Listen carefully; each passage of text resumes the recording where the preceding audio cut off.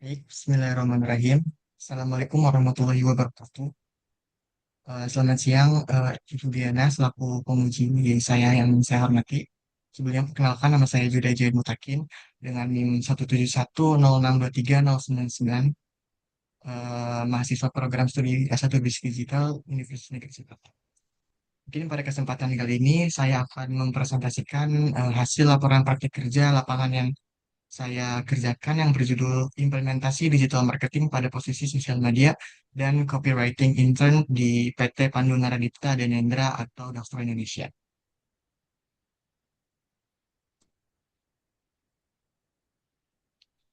Oke, selanjutnya di sini saya izin memulai untuk dari latar belakang ya Bu. Mungkin di era digital ini seperti sekarang, sosial media, marketing, dan copywriting ini kan menjadi pilar utama perusahaan yang mana dalam membangun brand awareness-nya, termasuk pada industri business to business atau B2B seperti mesin es industri, yang mana justru menuntut kehadiran digital itu semakin kuat, profesional, dan edukatif. Nah, menurut peneliti AFSI, BEMS, dan juga Kerstner tahun 2025 juga mengatakan aktivitas pengguna di media sosial itu tuh lebih berpengaruh dibanding durasi penggunaannya. Jadi konten yang autentik dan interaktif itu akan jauh lebih efektif meningkatkan keterlibatan audiens. Nah, dari sana mungkin praktek kerja laporan ini punya beberapa tujuan. Yang pertama itu ada memahami proses kerja intern di industri bisnis to bisnis, kemudian mengaplikasikan teori pemasaran digital ke praktik nyata sebagaimana yang telah diajarkan di masa perkuliahan, dan yang terakhir serta mengembangkan keterampilan strategi konten dan analisis. Sedangkan untuk manfaatnya sendiri, bagi saya pribadi, saya jadi memahami bagaimana konten marketing dan copywriting yang persuasif untuk perusahaan yang memang tujuan audiensnya itu bisnis to bisnis. Kemudian mengasah kemampuan problem solving di lapangan pada diri saya sendiri dan tentunya juga untuk membangun yang pastinya portofolio serta arah karir ke depannya. Nah, selanjutnya di sini saya sedikit menjelaskan tentang profil perusahaan atau tempat saya magang, yaitu di sini ada Dalstra Ice Machine atau PT Pandu Naradipta adalah penyedia mesin es industri seperti mesin es tube ice, cube ice, block ice, slurry ice, dan sampai cold storage. Yang mana mereka ini mempunyai pengalaman lebih dari 40 tahun. Nah, perusahaan ini bertindak sebagai distributor resmi sekaligus konsultan strategis, mulai dari layouting, instalasi, hingga layanan after sales. Dengan kantor memiliki 4 kantor pusat, yaitu ada di Jakarta, Surabaya, Makassar, dan China. Nah, untuk kantor pusat di seluruh dunianya itu, globalnya itu ada di China. Nah, untuk penempatan di perusahaan tersebut, saya sendiri ditempatkan di divisi marketing sebagai social media dan copywriting intern di bawah arahan langsung pembimbing lapangan atau mentor saya sendiri. Nah, untuk durasi magang saya itu berlangsung selama 4 bulan dari 8 April sampai 8 Agustus nanti. Dengan jam kerja seperti jam kerja pada umumnya Senin sampai Jumat, mulai jamnya itu pukul dari jam 8 hingga jam 8.20 hingga jam 17.10 atau jam 5 sore. Untuk lokasinya sendiri ada di Komplek Harmoni Plaza, Petojo, Jakarta Pusat. Untuk tools yang saya gunakan, biasanya saya menggunakan Excel, Canva, platform analitik media sosial lainnya seperti Meta Ads, TikTok Ads, dan Google Analytics. Nah, selanjutnya di sini ada lingkup pekerjaan PKL. Secara garis besar ada 4 lingkup pekerjaan yang saya jalani. Yang pertama itu ada perencanaan dan strategi konten, yang mana di sini saya menyusun format bulanan dan konsep visual. Kemudian ada copywriting dan optimasi website, seperti menulis copy dan hook media sosial, serta beberapa kali merevisi headline website di website dastro.id. Kemudian ketiga ada manajemen kampanye, di mana saya di situ menyusun konsep dan naskah promosi untuk pameran internasional, dan yang terakhir itu ada pemantauan dan analisis pertumbuhan metrik media sosial dan laporan bulanan. Nah, mungkin langsung aja ke studi kasus yang pertama atau tugas yang saya kerjakan. Yang pertama itu ada content framework dan calendar content. Nah, saya di sini menyusun kalender konten bulanan berbasis Microsoft Excel dengan pendekatan value driven content. Nah, jadi saya memproteskan nilai edukatifnya nih di atas hard selling, Bu. Nah, di sini juga saya menerapkan 5 pilar tematik, di mana di sini ada beberapa persenan, diawali dari 45% untuk konten edukasi produk dan solusi. Kemudian di bawahnya ada 25% di konten inspirasi dan testimoni mitra, kemudian 15% di konten promo berbasis solusi, dan ada 10% di konten interaksi dan info industri, dan yang terakhir ada di 5% untuk konten-konten behind the scene. Nah, di sini bisa dilihat kalau misalnya di sosial media Rockstar sendiri ada beberapa konten, yaitu kebanyakan konten edukasi. Nah, di mana konten edukasi itu adalah konten yang paling besar persenannya daripada konten-konten yang lainnya seperti yang saya jelaskan tadi, yaitu sebesar 45%. Dan untuk konten yang terkecil itu ada di konten behind the scene, yaitu mencapai cuma 5% aja. Jadi contoh behind the scene-nya seperti eh, layanan after sales atau perubahan perombakan mesin es, atau untuk menginstalasi touchscreens untuk menggunakan mesin esnya sendiri. Nah, selanjutnya itu untuk tugas saya selanjutnya itu di sana ada copywriting dan optimasi website. Nah, untuk copywriting ini saya menggunakan metode Problem Agent Solution atau PAS. Jadi kita menganalisis, mengidentifikasi masalah spesifik yang dihadapi prospek, kayak misalnya soal pasokan es yang mungkin stabil untuk seafood processing. Nah, kemudian saya edit atau pertegas urgensi dari masalah tersebut. Kemudian setelah di-edit, saya akan memposisikan produk Dastra ini sebagai solusi yang terpercaya. Nah, dengan pendekatan ini, saya juga merevisi headline website menjadi standar global, inovasi handal, layanan optimal. Nah, seperti yang bisa dilihat pada perbandingan before dan after di slide ini. Nah, sebenarnya di sini cuma landing page-nya saja untuk copy-copy yang saya ubah, tapi untuk keseluruhan di website tersebut itu saya ubah mulai dari homepage, kemudian eh, landing page, homepage, dan lain sebagainya. Nah, selanjutnya di sini ada tugas ketiga saya, yaitu manajemen kampanye ISM 2026. Nah, untuk kampanye ini ada di Pameran Internasional atau WSIISM, International Indonesia Seafood and Meat, yang mana berlangsung di Nice Peak 2 pada tanggal 6 sampai 9 Mei kemarin 2026. Nah, di mana di sini saya telah menyusun beberapa konten brief dan beberapa naskah dan visual direction untuk 3 fase kampanye, yaitu ada di pra-event, live event, dan post-event. Nah, untuk di pra-event sendiri itu berupa teaser dan countdown seperti ada di dokumentasi saya, itu seperti One Days to Go sebelum acara pameran berlangsung. Kemudian ada di live event berupa update real time hingga 4 konten per hari seperti membuat konten how find our booth, kemudian konten-konten harian seperti untuk mengunggah di highlight story dokter sendiri, dan selanjutnya itu ada di post event, yang mana post event ini adalah eh, hasil rekapan dari 4 hari tersebut menjadi sebuah highlight ataupun konten rekap seperti rekap day one, rekap day two, rekap day three, dan rekap day four. Nah, untuk hal tersebut juga saya bisa langsung terlibat sebagai on-screen talent di beberapa konten video promosi. Sebagaimana bisa dilihat di layar, saya beberapa kali juga menjadi talent untuk promosi acara kampanye ISM 2026.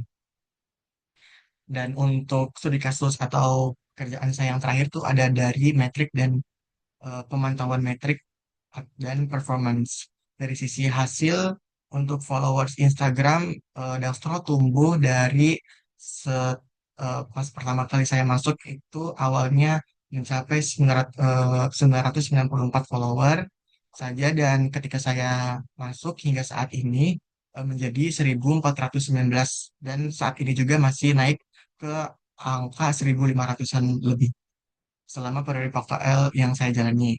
Nah, atau setara pertumbuhan organik itu seperti sekitar 42,8%.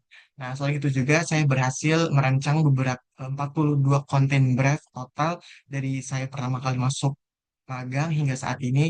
Itu totalnya ada 42 konten brief dari konten daily dan termasuk konten acara kampanye kemarin. Nah, produksi konten sempat naik sampai 4 konten per hari.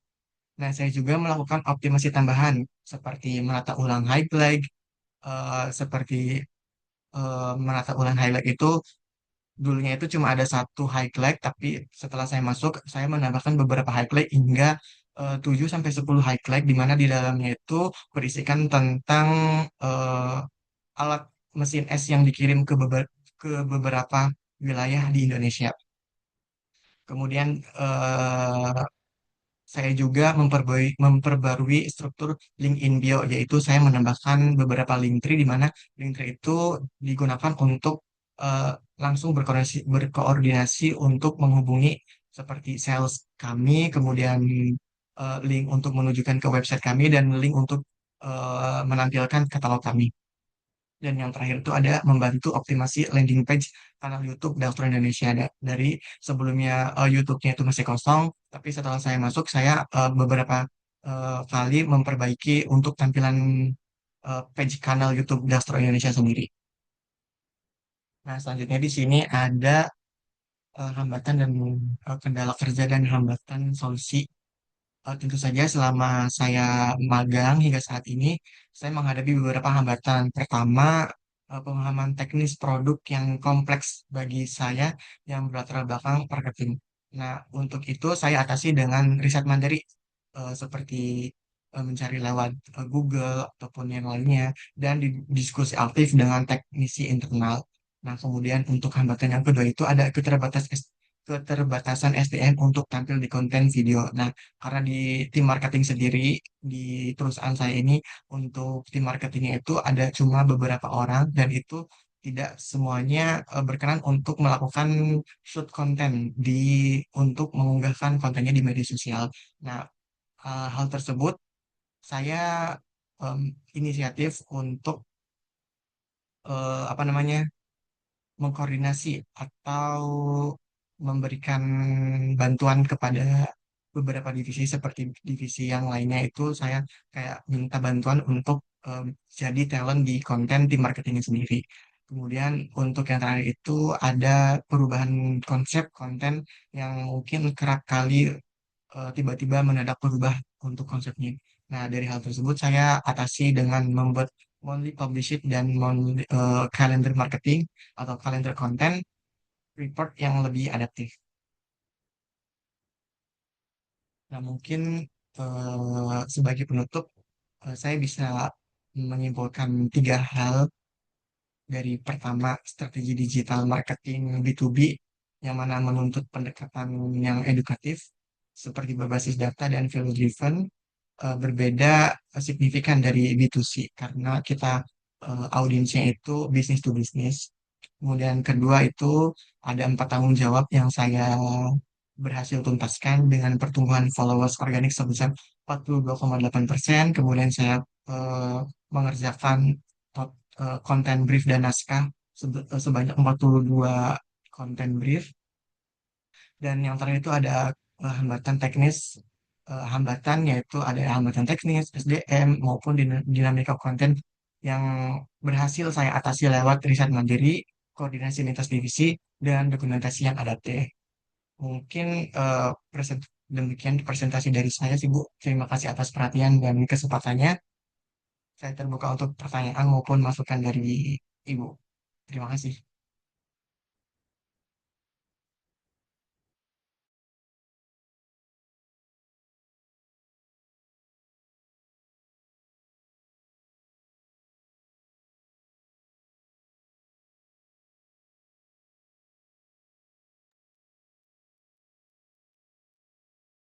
Ya, tadi coba ditampilkan yang kamu lakukan itu apa namanya? Kan termasuk QC ya. Nah, itu hambatan teknisnya apa yang dihadapi? Eh, karena apa namanya, Maaf ada itu, maaf Ibu ada sebelumnya beberapa. motong suaranya tidak terdengar. Kedengaran sekarang? Nah, ya terdengar Ibu. Ya, eh, yang kamu lakukan itu adalah QC ya.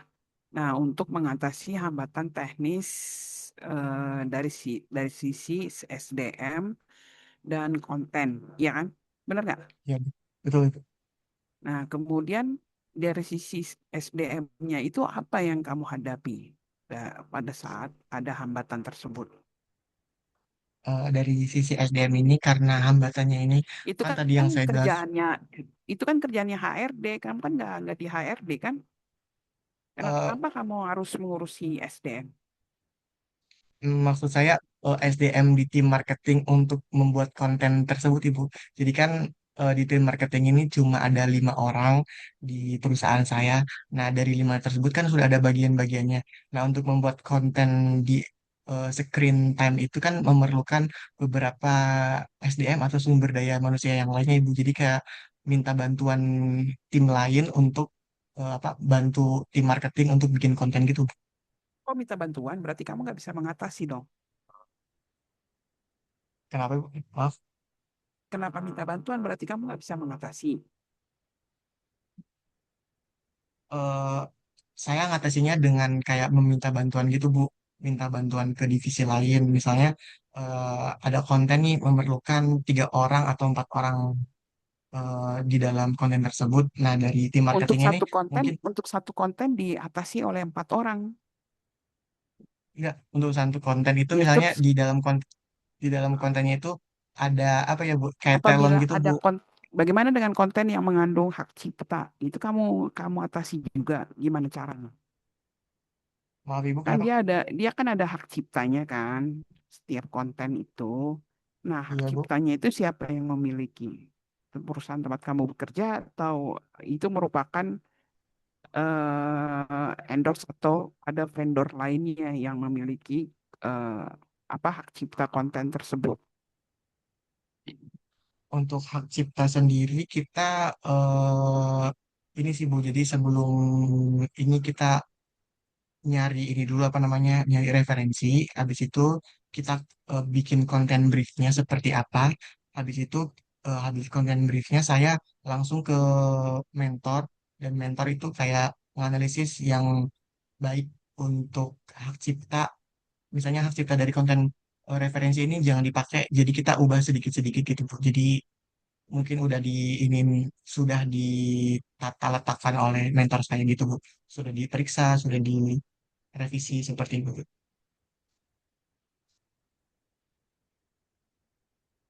Ya sudah, terima kasih. Eh, apa namanya? Maaf Ibu, suaranya hilang lagi. Ya apa namanya? Kan tadi kan kamu cara mengatasinya adalah dengan jalan koordinasi ya kan. Nah, hanya apa namanya? Apabila di sini ditulis ada dinamika, berarti kan apa apabila kamu tidak bisa mengatasi kamu minta bantuan gitu. Hmm, benar, benar nggak? Jul, Jul. Ibu, maaf tadi suaranya nggak kedengaran. Iya, ini kan kamu sebut dinamika. Jadi kalau kamu tidak bisa mengatasi, kamu minta bantuan gitu. Apa gunanya ada SOP? eh untuk Kan mengatasi, kamu bisa lihat SOP kan. ya Ibu. Untuk SOP itu dia bisa mengatasi yang namanya adanya hambatan teknis. Jadi nggak ada cerita kamu mengatasinya dengan cara minta bantuan. Jadi di sini kamu tambahkan, kamu melihatnya dari SOP. Nah, dari SOP tersebut pelaksanaannya atau implementasinya itu sudah sesuai atau belum ya dengan SOP. Nah, itu Baik Bu. disebutkan di sini ya di kesimpulan ya. Ya, Baik Bu, jadi baik. semua di sini kan kamu kan belum menuliskan cara mengatasi hambatan teknisnya di kesimpulan. Oh, iya, ya baik kan? Ibu. Nah, Iya, Ibu itu benar. disebutkan ya. Jadi dia kamu bandingkan antara pelaksanaan dengan SOP yang ada ya. Nah, baik Ibu. Ya udah itu aja. Makasih ya atas presentasinya Baik Ibu, terima ya. kasih juga Ibu atas Assalamualaikum. waktunya. Waalaikumsalam.